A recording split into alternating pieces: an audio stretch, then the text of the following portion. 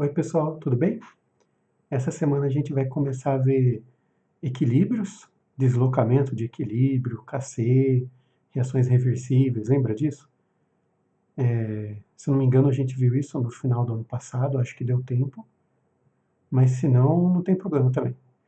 Então, o que acontece aqui, fazendo uma breve recapitulação aí do que a apostila passou para vocês, lembrando também que a gente está na apostila 2 agora, começamos a apostila 2.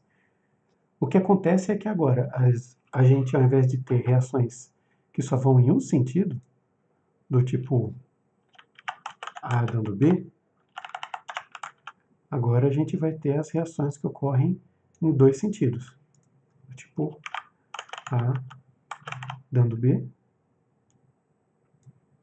E aí eu não consigo fazer de uma vez só aqui no Paint, mas tem uma setinha de volta aqui, assim também fica desse jeito. Beleza? Então, o que significa isso? Deixar aqui mais... Deixar mais centralizado aqui. Não consigo nem selecionar o negócio. Bah, deixa pra lá. O que significa? Que, diferente de antes, onde a gente tinha um ponto de partida da reação e uma chegada, e a reação sempre acontecer para cá, agora ela vai acontecer de forma cíclica, onde A está sempre se transformando em B e B está sempre se transformando em A de novo.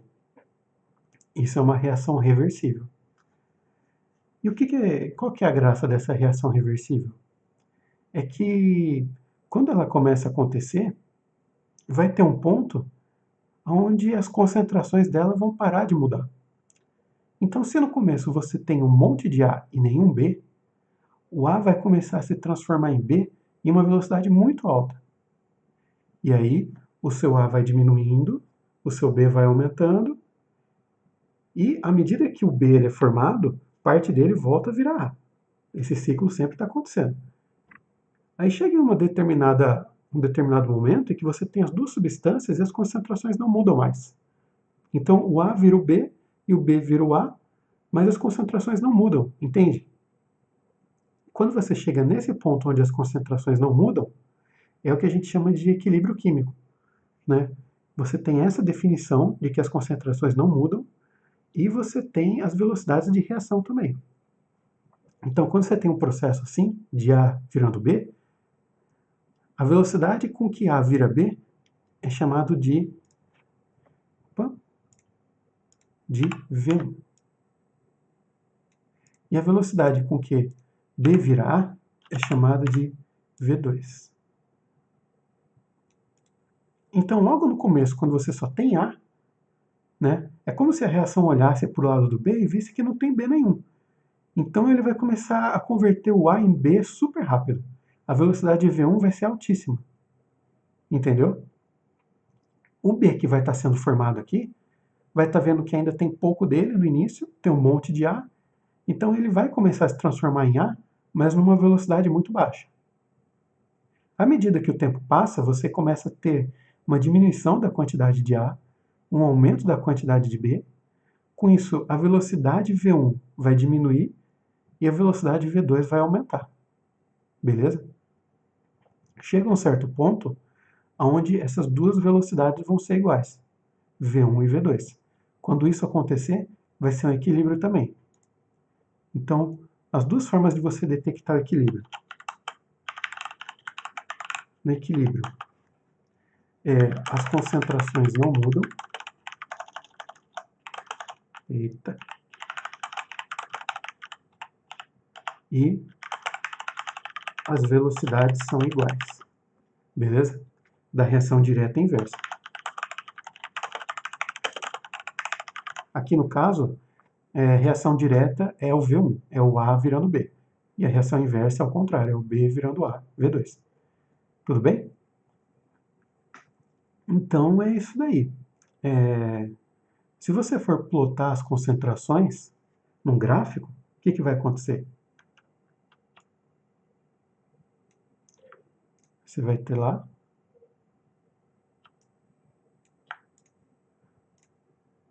vou fazer aqui, concentração, aqui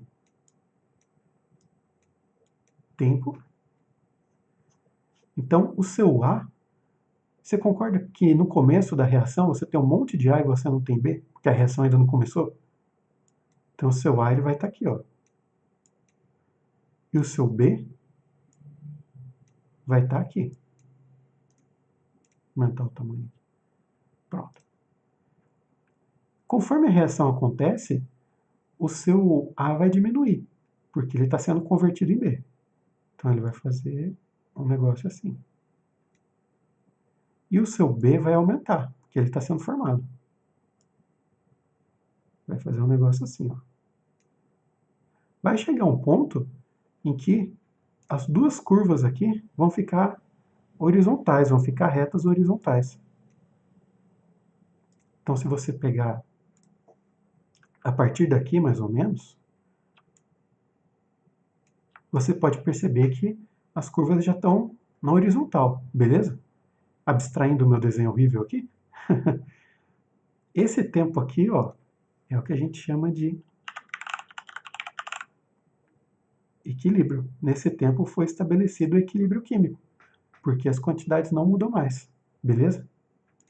É importante lembrar que esse gráfico aqui a gente está falando de concentração, beleza? Eita. Concentração. Então, quando as concentrações não mudam mais, é o equilíbrio químico.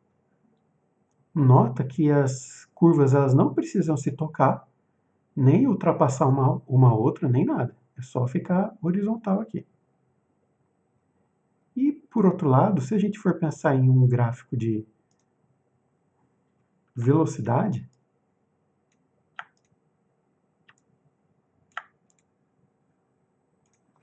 aqui tempo, eu deveria ter feito isso no gráfico de cima. Aqui velocidade. Tá. Então, o que a gente estava falando? Ó? No começo, você só tem o A, ele começa a ser convertido em B em uma velocidade muito alta, né? E conforme vai tendo mais B, mais B, mais B para o lado de cá, essa velocidade diminui. Então, a velocidade V1 da reação direta, V1, ela começa alta. Começa aqui, ó. E conforme o tempo passa, ela vai diminuindo.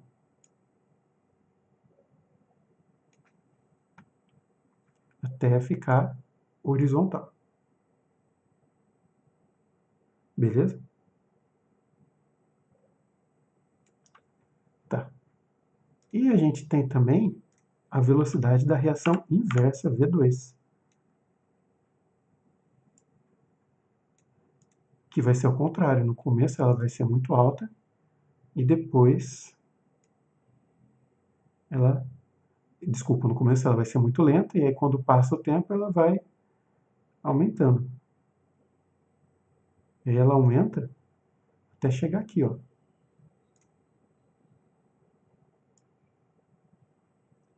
As velocidades vão se encontrar, beleza?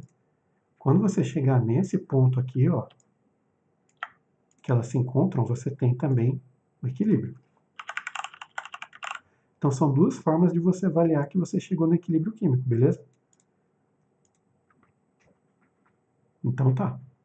Isso daqui, o equilíbrio químico, ele só acontece em reações reversíveis, tá? Antes disso, não faz sentido a gente pensar em equilíbrio químico. Existe uma constante que é útil para a gente estudar o equilíbrio, que é o Kc. Então, deixa eu apagar esse gráfico daqui de baixo. Se quiser olhar com mais cuidado. Tem na apostila também, mas se quiser olhar com mais cuidado, é só pausar o vídeo aí. Então, você tem o Kc, que você define como concentração de produtos elevado aos seus coeficientes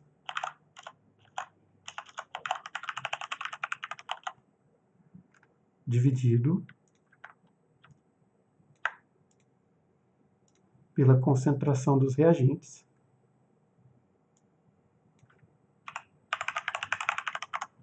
elevado aos seus coeficientes. Beleza? Então, vamos pegar uma reação de exemplo aqui, ó. Vamos pegar uma reação assim, ó. Azinho, azão, sei lá, 2A, vai. 2A mais B está no equilíbrio com 3C.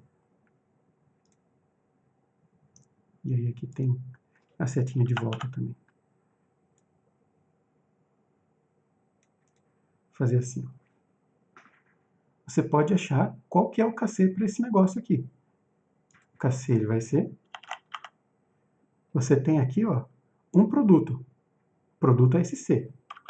Então vai ser a concentração de C elevado a 3, porque é o coeficiente estequiométrico do C. Beleza?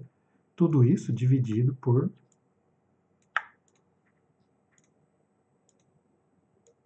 concentração de A ao quadrado vezes concentração de B. Tá aí, ó. Né? Produto sobre reagente, ó. Produto sobre reagente, beleza? Quando você tem mais de um reagente aqui, você multiplica ele, tá bom? Para que serve isso daqui? Serve para você avaliar no equilíbrio como que é a distribuição de produto e reagente. Existem reações que quando chegam no equilíbrio, você tem um monte de produto e um pouquinho de reagente só. Existem reações em que você tem uma distribuição meio que uniforme. E aí você consegue avaliar isso pelo valor do KC. Como o KC é a concentração de produto sobre dos reagentes, quanto maior for o seu número do KC, quer dizer que mais produtos em relação a reagente você vai ter. Né? Porque numa fração, quanto maior o numerador e menor o denominador, maior é o resultado da fração. Né? Por outro lado, se o seu KC for baixo, quer dizer que no equilíbrio você tem poucos produtos e muitos reagentes. Essas concentrações que você substitui no KC são das substâncias no equilíbrio, beleza? Só lá que vale isso daí. Então, num gráfico que nem esse daqui, ó, você poderia ler o valor da concentração de A aqui, no equilíbrio, ó, no equilíbrio, hein? Então, é essa concentração aqui, ó. A concentração de B no equilíbrio, né? Aqui vai ter um número, ali embaixo vai ter outro, e aí você pode usar esses valores para descobrir quanto que vale o seu KC. Tudo bem? Essa aqui é a utilidade dele aí. Tem algumas ressalvas, tá? Que eu acho que é bom vocês anotarem aí. Então, você só vai colocar no seu KC as substâncias que estão em estado ou gasoso ou aquoso, tá bom? Se ele estiver líquido ou sólido, não vai entrar, tá? Qual que é a diferença de líquido e aquoso? A diferença do líquido, vamos pegar, por exemplo, o sal de cozinha. Sal líquido. Sal líquido significa que você pegou o seu sal de cozinha, colocou num forno e esquentou aquilo até ele derreter. O sal ele tem um ponto de fusão altíssimo, né? Aí ele virou sal líquido, vai estar lá branco que nem metal quente. E o sal aquoso é uma solução aquosa de sal, que pode ser feita na temperatura ambiente. Então, ó, importante lembrar,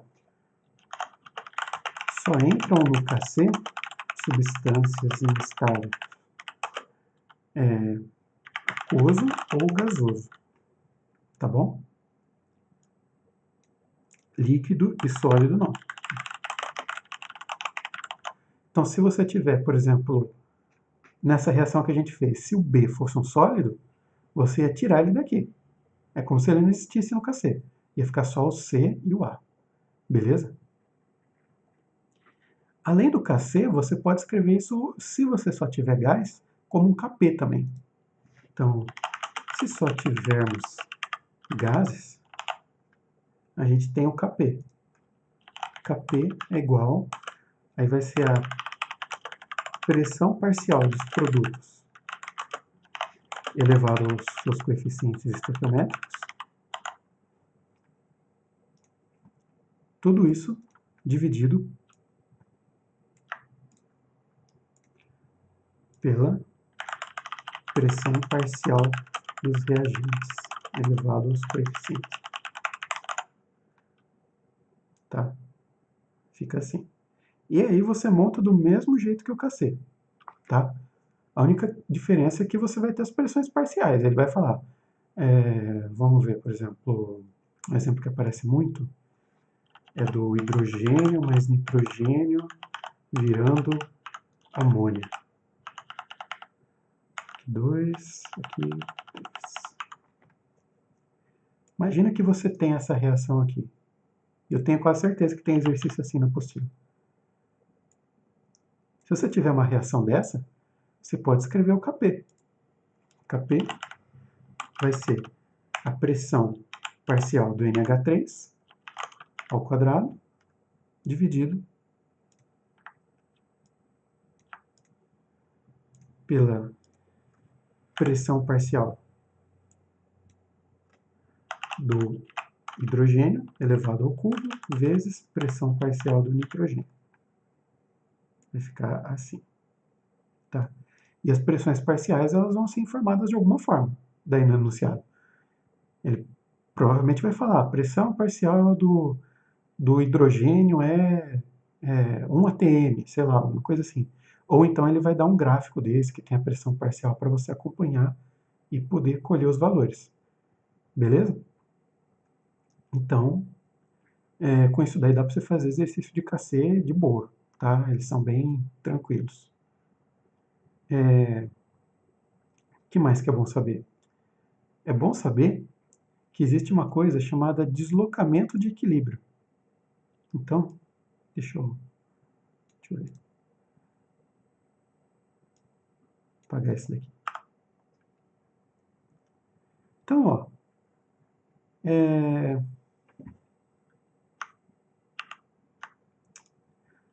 vamos supor que a gente tem um gráfico aqui, ó. Deixa eu fazer outro. Então a gente vai ter um gráfico aqui. Eu vou fazer daquela reação do nitrogênio lá, com hidrogênio. Então aqui vai ser tempo. Aqui vai ser concentração. E aí a reação é aquela lá, que eu escrevi e acabei de pagar. Vai ser 3 hidrogênio mais nitrogênio, virando 2 amônias. Formação de amônia. Essa reação é muito importante na indústria, tá, gente? Para a formação de amônia, que usa muito em fábrica de fertilizante. Você sabe que um dos componentes mais essenciais para as plantas é o nitrogênio, né? E aí o jeito de obter o nitrogênio para fertilizante é com essa reação aqui de fazer amônia. Então, vamos fazer como seria o gráfico das concentrações aqui para essa reação. Então, eu vou fazer as cores aqui, olha. Meu hidrogênio eu vou fazer preto, tá? Nitrogênio vermelho e amônia azul. Então, no começo, você vai ter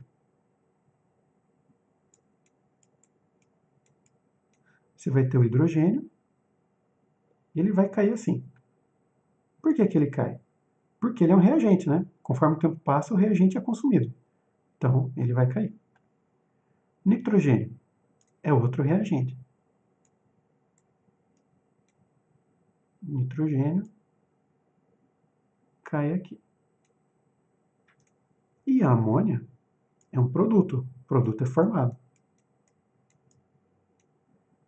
Então, ela vai crescer aqui. Quando chega nesse ponto aqui, ó, já está no equilíbrio, né?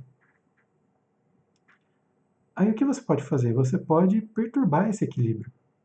Você pode chegar e colocar mais hidrogênio, por exemplo. O que vai acontecer se você fizer isso? Vou colocar mais hidrogênio, ó, aqui. Então deu um pico na concentração. Quando você faz uma perturbação do equilíbrio, tem um princípio chamado princípio de Le Chatelier, que fala que sempre que é feita uma perturbação do equilíbrio, ele vai se deslocar de forma a tentar anular a perturbação que você fez. Então, se você colocou um monte de hidrogênio aqui, ó, O equilíbrio ele vai ser deslocado para a direita para tentar consumir esse excedente de hidrogênio. Tá vendo? Então ele vai consumir o excedente de hidrogênio, consumir mais nitrogênio, porque precisa para a reação acontecer, e vai formar mais amônia. Então, ó, deu um pico de hidrogênio aqui, porque você colocou mais, aí depois, com o tempo, ele vai cair. Tá? Não necessariamente no mesmo patamar de antes. Deixa eu fazer de novo isso aqui. Pode ser tipo assim, ó. O nitrogênio vai ser consumido também. Então ele vai fazer assim. E a amônia, ela vai ser produzida a mais. Vai fazer assim. E aí qual que é a mágica do negócio? Se você fizer o KC com essas concentrações aqui, desse primeiro equilíbrio, ou do segundo equilíbrio que foi estabelecido depois, o KC vai ser o mesmo. Esse termo aqui vai ser o mesmo. Por quê? Ele só depende da reação e da temperatura. Entendeu? Então, quando você faz a perturbação aqui, os elementos todos vão se arranjar de um jeito que o cálculo do KC no final vai dar o mesmo número, vai dar o mesmo resultado. Isso nunca vai mudar. Só se você tratar de outra reação ou mudar a temperatura do ambiente aqui. Beleza? E aí, então, você tem aqui um equilíbrio 1 e aqui equilíbrio 2. Tranquilo? Então, a gente ter colocado mais hidrogênio aqui, criou um montante excedente, e aí a reação foi deslocada para a direita para tentar anular esse excedente que a gente colocou. Teria outras formas da gente influenciar no equilíbrio também. Imagina que eu faço o contrário. Eu vou e eu diminuo o meu hidrogênio. Então imagina que eu consigo entrar ali no meio da reação e pegar só o hidrogênio. Eu vou e tiro um montão dele. O que vai acontecer? Agora esse hidrogênio aqui ele ficou com uma deficiência, ficou um buraco aqui. Ó. Tem pouquinho hidrogênio que restou depois de eu tirar. Para compensar esse buraco, a reação vai se deslocar para a esquerda. Ela vai consumir mais amônia para tentar formar hidrogênio para compensar esse buraco. E aí, depois que ele chegar num novo equilíbrio, o KC vai ser o mesmo do equilíbrio anterior. Entendeu? Então são esses conceitos aí que a gente precisa para fazer os exercícios, tá bom? Bastante intuitivo, eu diria, não é muito complicado de entender não, né? Vamos fazer exercícios aí que a gente dá conta. Então são exercícios da apostila 2, página 36, beleza?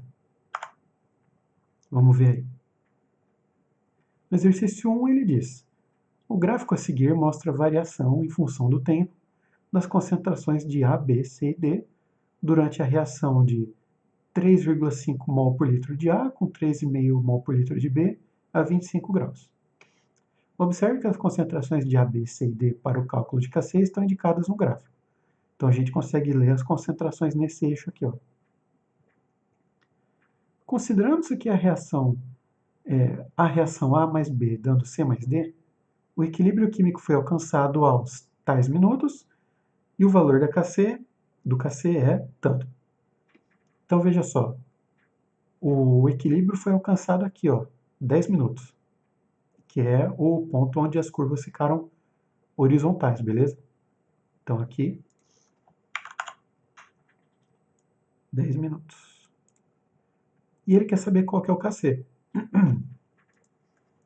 Então, o KC, lembra que é produtos sobre reagentes.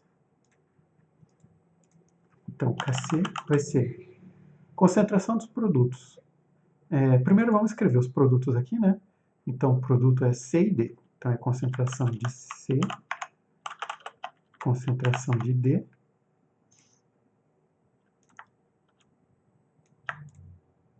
E aqui, concentração de A, concentração de B. Tá aqui, ó. Beleza? Produto, né? C e D, reagente A e B. Então tá. Aí ele quer que a gente calcule isso daí. Então, KC é igual. a gente vai pegar os valores no equilíbrio. Ó. Concentração de C e D no equilíbrio é 2,5. Então vai ficar 2,5 vezes 2,5. E no denominador, a gente vai ter A e B são 1. Então vai ficar 1 vezes 1. Beleza? Se fizer essa continha aí, o valor vai dar 6,25. Tranquilo? Então, 10 minutos, 6,25, alternativa E.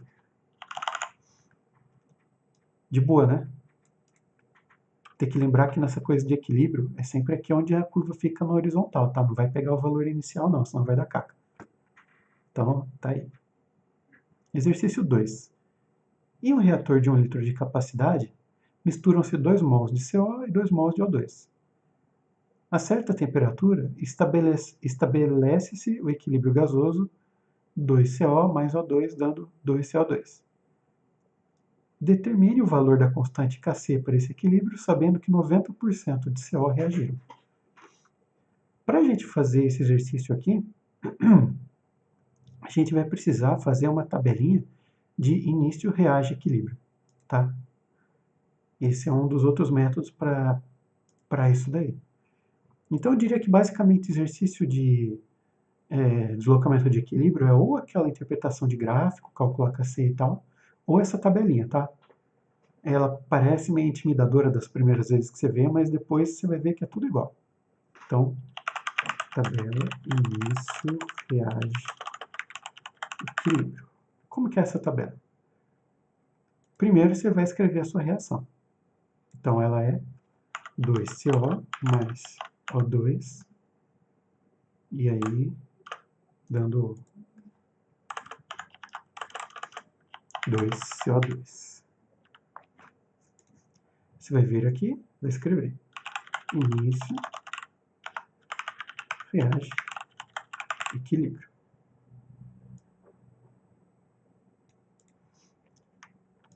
Fazer as divisórias aqui.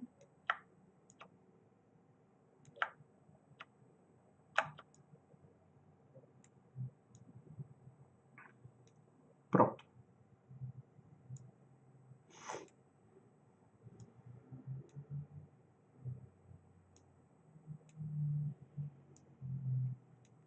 Pronto. Agora a gente vai colocar os valores de concentração aqui que ele falou no enunciado, beleza? Esse é o primeiro passo. Então, olha, um reator de 1 litro de capacidade, misturaram-se 2 mols de CO, então a concentração de CO vai ser 2 mols por litro, né? Tem 1 litro de capacidade só, então aqui vai ser 2. Isso é um dado inicial. E 2 mols de O2. 2 mols de O2. Beleza? No início você não tem produto, então você considera zero, a menos que ele fale que ele tinha um valor inicial de CO2, mas você vê que no enunciado aqui, ó, ele nem falou quanto que ele tinha de CO2, então você assume que não tem. Aí a linha do reage aqui, ó, veja que ele falou, determine o valor do Kc, sabendo que 90% do CO reagiu. Então, quanto que reagiu aqui do CO? Reagiu 90% do valor inicial. 0,9 vezes 2 igual a 1,8. Beleza? Isso que reagiu aqui, ó, do CO. Sabendo isso, quanto que reagiu do CO, a gente consegue saber quanto que reagiu dos outros também, pela estequiometria. Veja que quando reage 2CO, reage 1 a 2. É a metade, né? 2 para 1. Então, se reagiu 1,8 de CO, vai reagir 0,9 de O2. Está aqui. Já com relação ao CO2, a proporção é 1 para 1, CO e CO2. Então, aqui vai reagir 1,8. Beleza? E aí, no equilíbrio, o que a gente vai ter? Equilíbrio é o final, situação final. O CO e o O2 são reagentes. Então, no começo, você tem 2 do CO, reagiu 1,8, reagiu para um reagente, significa que ele foi consumido, né? Então tinha 2. Consumiu 1,8, sobrou quanto no final? 0,2. Eu estou deixando em vermelho, eu deixei em preto aqui os valores assim dados, né, no enunciado, e vermelho que a gente está descobrindo, tá? Então no final ficou 0,2. O O2 também é um reagente. Então quando se fala que reagiu ele, quer dizer que ele foi gasto. Se tinha 2 no início e no final 0,9, quanto que você tem? Desculpa, tinha 2, reagiu 0,9, então no final você ainda tem 1,1. É o que sobrou. Já o CO2 ele é um produto, então ele está sendo formado. Então quando você diz que reagiu 1,8 de CO2, quer dizer que formou 1,8. Você tinha 0 no começo, formou 1,8. No final você tem 1,8. Então, isso daqui é a linha que a gente vai usar do equilíbrio para achar o Kc. Tudo bem? Então, para a gente achar o Kc, vai ser concentração de produto, CO2 ao quadrado,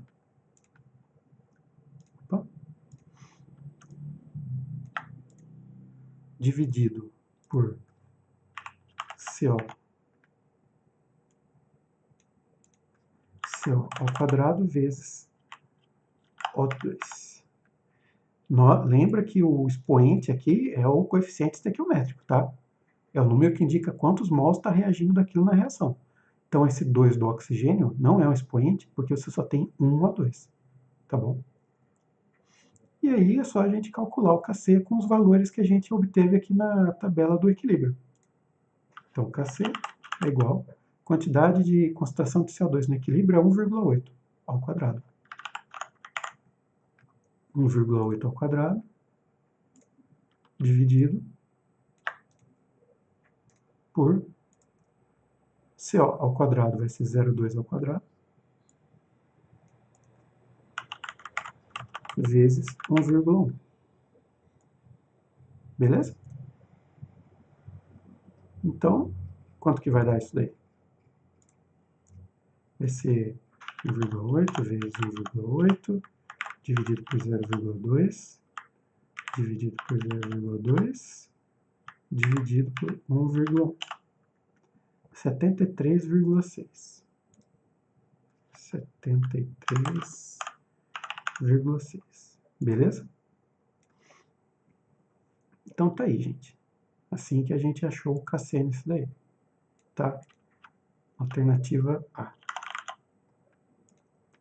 Então você vê que dá algum trabalhinho fazer a tabela, mas os exercícios desse tipo são todos iguais, tá? Você vê que ele começa da quantidade inicial, né? E pede um negócio do equilíbrio, você vai ter que fazer a tabelinha para achar quanto tem no equilíbrio, tá?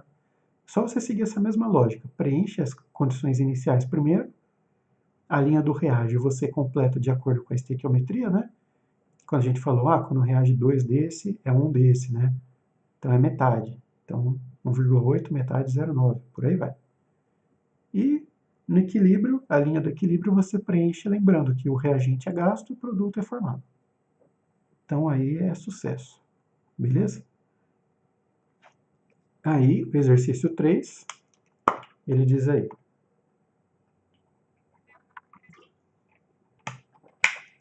O gás castanho, NO2, é um poluente atmosférico que em recipiente fechado sofre dimerização, formando gás incolor N2O4. A reação de dimerização é representada pela seguinte equação de equilíbrio. Então está aí o gás castanho se tornando incolor. Reação exotérmica, né? Porque está liberando energia no produto aqui.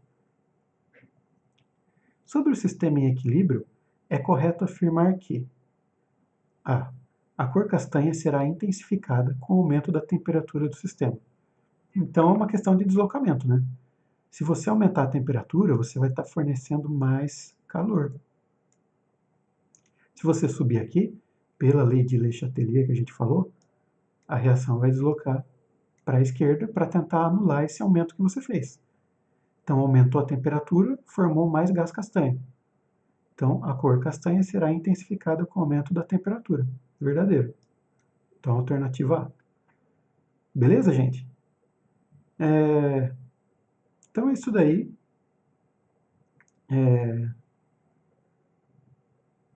Se cuidem então, qualquer dúvida vocês podem me chamar, falar comigo, tá bom? Vai com calma nesses exercícios aí que vai dar tudo certo. Então, um abraço, se cuidem e até mais.